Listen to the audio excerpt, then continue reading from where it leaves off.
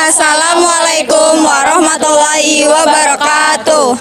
Kami dari kelompok 1 dan 2 kelas 2C yang beranggotakan Saya Muhammad Aska Madina dengan NIM akhir 013. Saya Falik Askalia Waranasti dengan NIM akhir 092. Saya Listiana Iris Wandani dengan NIM akhir 001. saya Desinta Puspitasari dengan NIM akhir 044. Saya Firdaulia dengan NIM akhir 035. Saya Yunita Tricahyani dengan NIM akhir 039. Saya Rita Fidanjani dengan NIM akhir 008. Saya Sintania Gusafroni dengan NIM akhir 033. Saya Intan Nur Aisyah dengan NIM akhir 002. Di video kali ini kita bakalan jelasin apa aja sih bagian-bagian dari IPAL dan gimana cara kerja IPAL yang ada di depan lab terpadu Kampus 7 Poltekkes Kemenkes Semarang.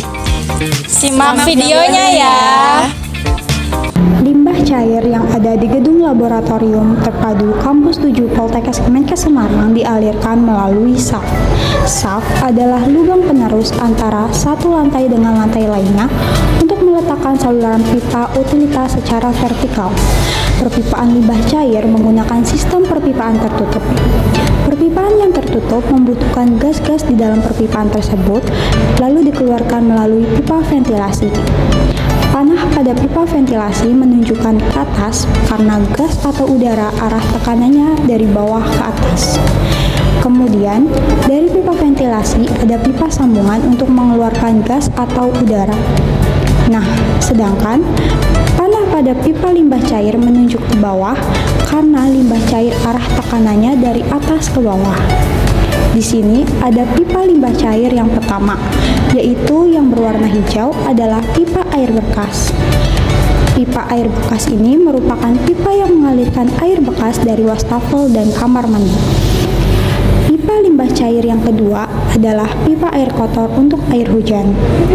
Pipa air kotor lebih besar daripada pipa yang lain karena pipa air hujan debit dan volumenya lebih besar dibanding air limbah yang lain. Perbedaan antara air bekas dan air hujan adalah air hujan tidak dialirkan ke IPAL seperti air bekas tetapi langsung dialirkan ke drainase. Selanjutnya, pada pipa air bekas lab, pipa air bekas lab ini mengalirkan air limbah dari hasil penggunaan bahan-bahan praktik laboratorium. Terakhir, yaitu ada pipa air untuk pemadam kebakaran. Pipa ini berfungsi untuk mengalirkan air yang digunakan untuk memadamkan kebakaran yang terjadi di laboratorium. Pipa-pipa limbah cair akan diteruskan ke bawah kemudian dialirkan menuju ke IPAL. Dari perpipaan yang sudah dijelaskan sebelumnya, dialirkan ke pipa ini untuk menuju ke sampit. Pipa yang berwarna abu-abu untuk limbah air bekas laboratorium seperti sisa-sisa bahan kimia yang digunakan saat praktikum di laboratorium. Sedangkan untuk pipa yang berwarna putih itu untuk air limbah bekas wastafel dan juga kamar mandi. Selanjutnya, air limbah ini masuk ke dalam sampit atau tangki penampungan air limbah. Selanjutnya dari yang sudah dijelaskan tadi masuk ke sampit, sam adalah limbah, pit adalah tangki. Jadi sampit adalah tangki penampungan air limbah. Di IPAL ini terdapat 3 sampit, 2 sampit untuk penampungan air limbah dari perpipaan, sedangkan 1 sampit lainnya untuk penampungan persiapan air limbah yang akan dipompa menggunakan pompa limbah yang kemudian akan masuk ke dalam IPAL. Air limbah yang berada di sampit dipompa masuk ke pompa limbah. Jika pompa limbah dinyalakan dan posisi di sampit terdapat air limbah, maka jarum di pompa limbah akan naik. Di sini juga ada pipa ventilasi. Pipa ventilasi ini berfungsi untuk mengeluarkan gas-gas yang terperangkap di dalam pompa limbah. Proses anaerobik sering digunakan untuk pengolahan air limbah dengan kandungan organik tinggi karena bisa mengurangi volume lumpur yang dihasilkan, menghasilkan energi dalam bentuk biogas, dan memerlukan lebih sedikit energi dibandingkan proses aerobik. Urutan proses anaerobik sering ditempatkan lebih awal dalam instalasi pengolahan air limbah karena beberapa alasan yang berkaitan dengan efisiensi pengolahan limbah. Yang pertama, mengurangi bahan organik secara efisien. Yang kedua, menghasilkan energi biogas. Dengan memulai proses dari anaerobik, limbah yang masuk ke tahap selanjutnya sudah mengalami penurunan kadar bahan organik sambil memproduksi energi yang berguna. Yang ketiga, mengurangi beban oksigen di tahap aerobik. Ini juga mengurangi konsumsi energi yang dibutuhkan untuk aerasi. Yang keempat, mengurangi produksi lumpur. Dengan menempatkan proses anaerobik di awal, produksi lumpur secara keseluruhan dapat meminimalkan yang membantu dalam penanganan lumpur lebih lanjut. Ketika ingin mengecek proses anaerobik pada IPAL, bisa dibuka tutup yang terdapat di atas. Setelah air limbah melalui proses anaerobik, kemudian air limbah masuk ke dalam proses aerobik. Proses aerobik di dalam instalasi pengolahan air limbah melibatkan penggunaan mikroorganisme atau lumpur aktif untuk menguraikan zat-zat organik dalam limbah dengan bantuan oksigen. Pemenuhan pasokan oksigen yang dibutuhkan pada proses aerobik dibantu dengan blower. Kemudian, oksigen tersebut dimasukkan ke dalam IPAL menggunakan pipa berwarna kuning. Proses aerobik pada IPAL ini dilakukan di setengah bagian tangki biofilter 1 dan setengah bagian tangki biofilter 2, sehingga air limbah pada proses aerobik dihubungkan menggunakan pipa berwarna putih. Untuk mengecek kondisi dalam IPAL pada proses aerobik dan proses pengendapan atau sedimentasi, dapat melihat dari lubang-lubang yang berada di atas tangki. Yang selanjutnya ada bak pengendapan.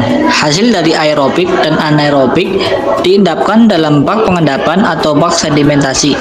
Isi bagian dalam bak pengendapan atau sedimentasi yaitu yang pertama ada inlet atau saluran masuk dari proses aerobik, yang kedua ada zona pengendapan, ketiga ada bubble atau pembatas, keempat ada zona lumpur atau sludge zone, yang terakhir ada saluran keluar atau outlet. Lalu setelah dari pengendapan masuk ke dalam pipa, lalu dari pipa masuk ke bak yang ada di luar yaitu bak pengendapan 1 dan 2. Bak pengendapan atau bak sedimentasi 1 dan 2 berfungsi untuk memastikan agar hasil dari pengolahan limbah benar-benar minim dari bakteri dan segala macam yang dapat mencemari lingkungan sebelum air limbah tersebut dikeluarkan. Pada bak pengendapan 1, bak ini menerima air limbah dari proses pengendapan primer. Bak ini digunakan untuk memisahkan kotoran-kotoran besar yang ada di air limbah pada tahap awal, agar airnya jadi lebih bersih untuk diproses lebih lanjut. Pada bak pengendapan 2, setelah air limbah diolah di bak pengendapan 1, kemudian air limbah masuk ke dalam bak pengendapan 2. Bak ini digunakan untuk memisahkan sisa-sisa mikroorganisme dan kotoran halus, supaya airnya lebih bersih sebelum dibuang.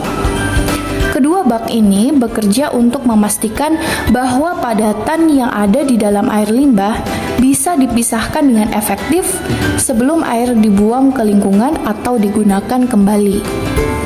Setelah melalui bak pengendapan atau sedimentasi 1 dan 2, kemudian air limbah dipompa ke filter. Filter digunakan untuk menyaring partikel-partikel padat yang tersuspensi dalam air. Jika alat dinyalakan dan air limbah melewati filter, maka jarum pada filter akan naik. Terdapat beberapa jenis filter yang digunakan dalam pengelolaan air, seperti filter pasir yang menggunakan lapisan pasir halus untuk menyaring kotoran dan sedimen yang terlalu dalam air, dan ada filter karbon aktif digunakan untuk menyerap bahan kimia organik, bau, rasa, dan klorin yang tidak diinginkan dalam air, dan filter membran berfungsi untuk menyaring partikel mikroskopis dan patogen seperti bakteri atau virus. Filter yang sering digunakan akan memiliki banyak endapan di dalamnya yang dapat merusak alat sehingga perlu adanya maintenance atau perawatan. Perawatan filter dilakukan pada salah satu tabung filter, kemudian salah satu tabung filter tersebut diperlakukan dengan memutarkan filter ke arah backwest. Kemudian air limbah di bak pengendapan dipompa untuk membersihkan endapan pada filter. Air limbah hasil pembersihan filter dialirkan ke subpit untuk diolah kembali. Setelah air limbah difilterisasi, kemudian air limbah dialirkan melalui pipa panjang menuju bak aerasi. Bak aerasi adalah wadah di mana air diolah dengan cara menambahkan udara oksigen ke dalam air, yang berfungsi untuk meningkatkan proses oksidasi dan penguraian senyawa organik oleh mikroorganisme. Hal ini dapat dilihat dari adanya pipa berwarna kuning atau pipa bowler yang dimasukkan ke dalam bak aerasi dan adanya pipa ventilasi dipasang di bak aerasi. Ada dua proses utama yang terjadi di bak aerasi. oksidasi zat organik, oksigen dilarutkan dalam air membentuk mikroorganisme aerobik mengurai bahan organik terlarut. Ini penting untuk menurunkan kandungan bahan organik dan mengurangi polusi. Dan penghilang zat berbahaya, bak aerasi juga membantu menghilangkan gas-gas beracun seperti hidrogen, sulfida, dan senyawa besi atau mangan. Setelah air limbah masuk ke dalam bak aerasi, kemudian air limbah dapat langsung dibuang melalui pipa outlet ke badan air. Namun, saat dialirkan ke pipa outlet, air limbah dilakukan proses kaporisasi. Proses kaporisasi dapat menggunakan kapur di tablet, kapur di tetes, maupun penyinaran UV. Namun, jika pipa outletnya tertutup, proses kaporisasi dapat dilakukan di dalam bak aerasi dengan menggunakan kapur di tablet dibantu oleh pergerakan air dengan blower. Proses kaporisasi berfungsi agar air limbah yang dibuang ke badan air benar-benar terbebas dari bahan-bahan yang beresiko mencemari badan air. Hal ini dikarenakan penilaian baku mutu air limbah dilakukan di outlet sehingga proses kaporisasi sangat penting untuk dilakukan. Terima kasih telah menonton video kami. Semoga